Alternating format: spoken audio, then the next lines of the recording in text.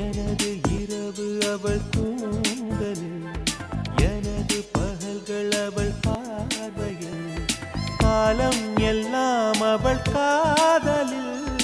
கனவு கலையவில்லை கண்களில், இதயம் துடிக்கவில்லை ஆசையில்.